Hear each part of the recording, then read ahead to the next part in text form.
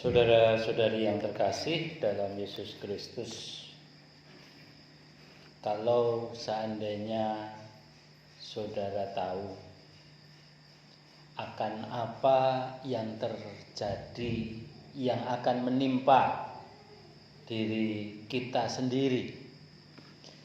Misalnya kita tahu bahwa kita ini akan mengadakan perjalanan. Lalu kita tahu bahwa nanti di depan di kilometer sekian kita akan mengalami kecelakaan. Kira-kira kita akan lanjut untuk naik kendaraan tidak? Tidak. Kalau kita tahu bahwa setelah pagi kita beres, lalu kita pulang sebentar, kita akan datang lagi, dan kita tahu nanti karet yang kita deres itu dicuri orang. Kita kira-kira akan beres tidak? Tidak akan beres, atau mungkin ditunggu saja ya. Mungkin kita tahu juga kalau kita tunggu nanti yang mencuri itu bawa parang, bawa belati, ada satu kampung, kita juga nggak akan pergi juga. Kita sebagai manusia cenderung untuk menghindari sesuatu yang membahayakan diri kita. Kalau kita tahu bahwa kita akan mengalami celaka, maka kita akan berusaha untuk menghindar. Tetapi tidak demikian dengan Yesus.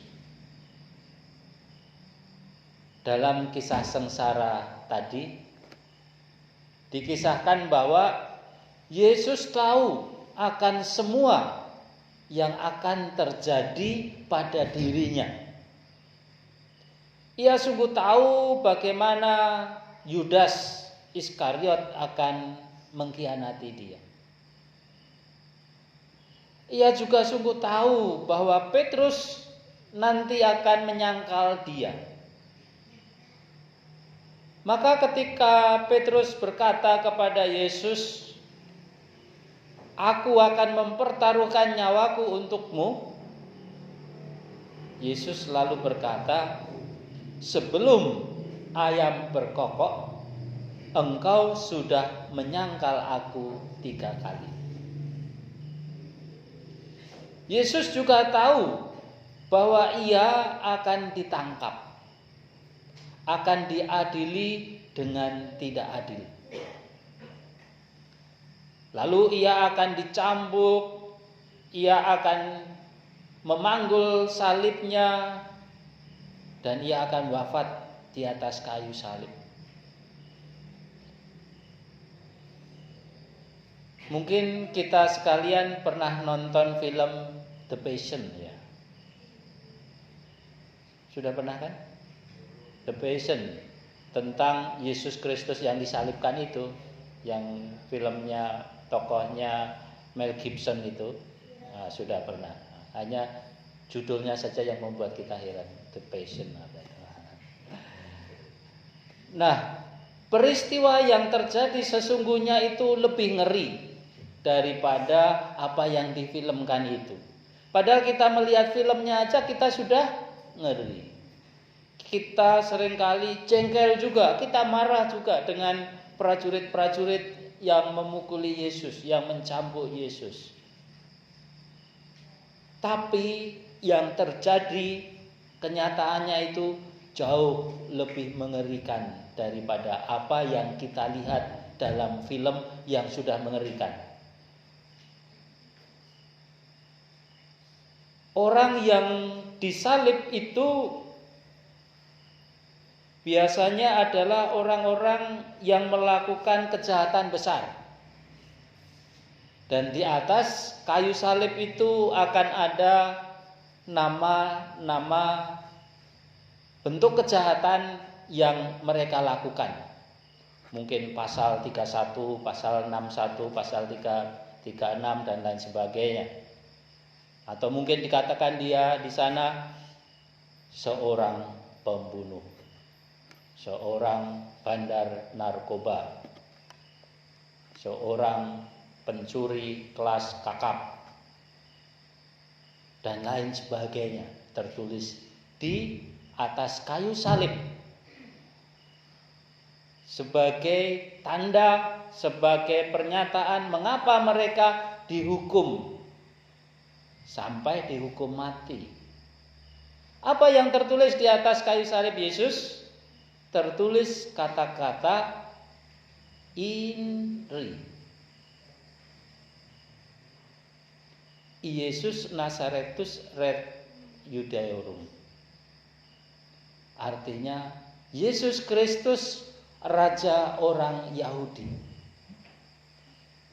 Sebenarnya apa salahnya Yesus? Hanya mengatakan aku adalah raja, sehingga ia harus dihukum mati. Kalau ia mengatakan aku adalah anak Allah, ya memang buktinya dia anak Allah. Maka di atas salib Yesus itu tertulis INRI. Yesus sebagai raja orang Yahudi.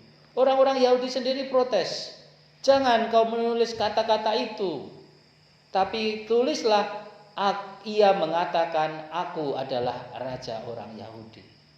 Tapi Pilatus tidak mau. Apa yang tertulis tetap tertulis. Nah, saudara-saudari yang terkasih dalam Yesus Kristus, salib penyaliban merupakan hukuman yang paling ngeri dalam sepanjang sejarah hidup manusia. Karena orang yang disalibkan itu akan mati secara perlahan-lahan. Dia akan mengalami penderitaan yang luar biasa. Ia akan mengalami kesulitan bernafas. Tangan yang terentang. Coba saja kita merentangkan tangan begini 5 menit saja. Susah untuk bernapas. Dan kaki yang berdiri itu bukan kaki yang lurus seperti kita berdiri begini. Tetapi kakinya ditekuk 45 derajat. Yang menahan itu bukan kaki, bukan paha, bukan betis, tetapi paha. Sehingga dalam waktu beberapa menit saja orang yang disalibkan itu akan mengalami kram. Belum lagi Yesus yang menahan beban berat badannya itu, kakinya dipaku, kepalanya ditusuk dengan mahkota duri.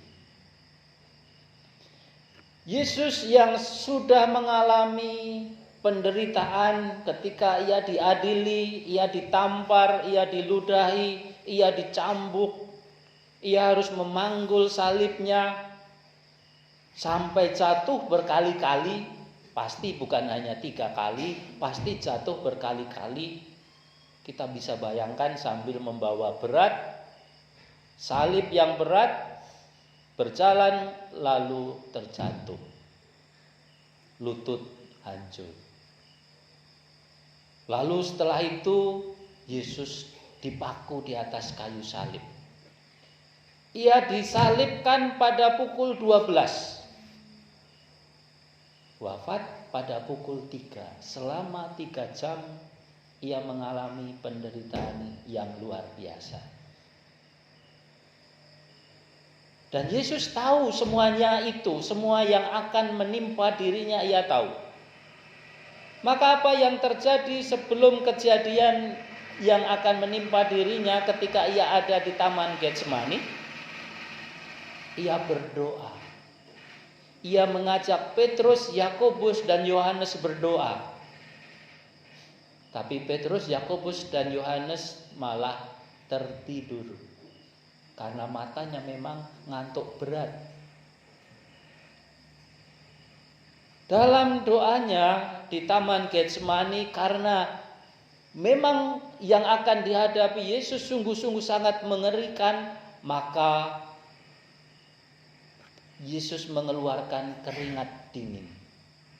Dan karena saking ngerinya peristiwa yang akan dihadapi, kitab suci mengatakan peluknya atau keringatnya menjadi seperti butiran-butiran darah. Nah, saudara-saudari yang terkasih, meskipun tahu apa yang akan menimpa dirinya, Yesus tidak melarikan diri. Ia bisa saja lari, ia bisa saja kabur.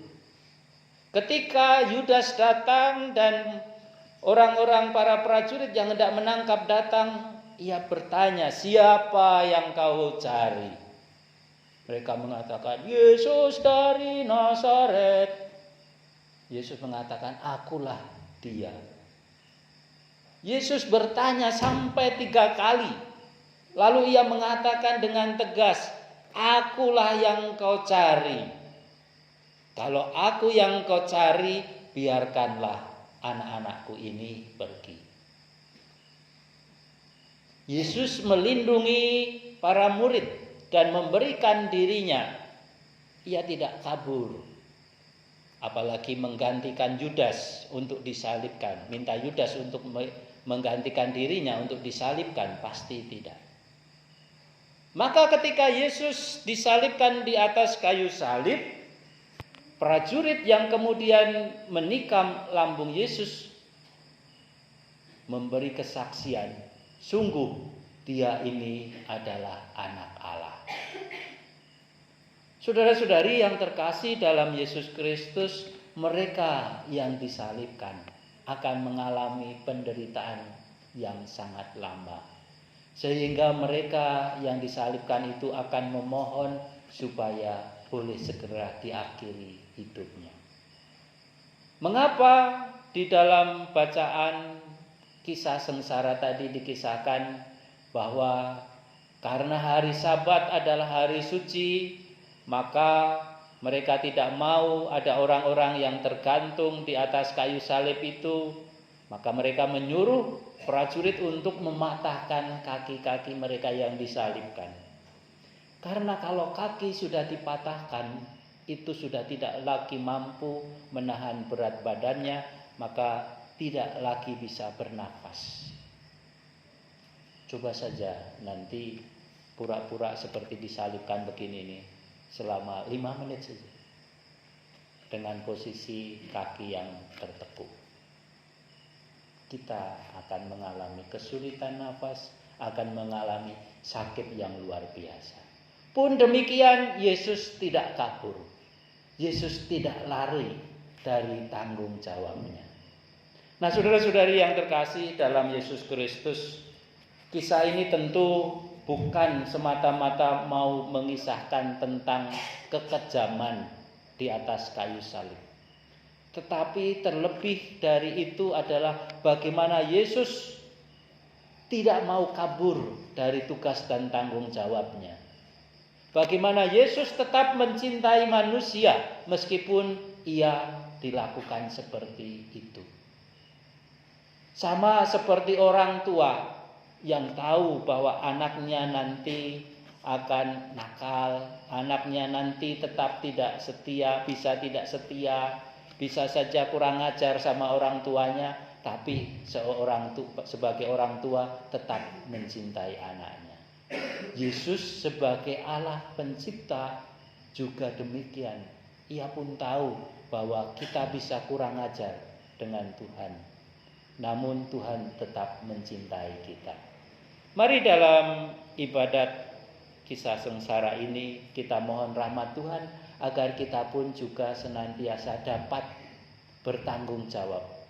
Tidak lari dari tanggung jawab, dari tugas kita masing-masing, entah sebagai pelajar, entah sebagai orang tua, sebagai anak, sebagai guru, sebagai karyawan, apapun profesinya, mari kita melaksanakan tugas kita dengan penuh cinta dan tanggung jawab.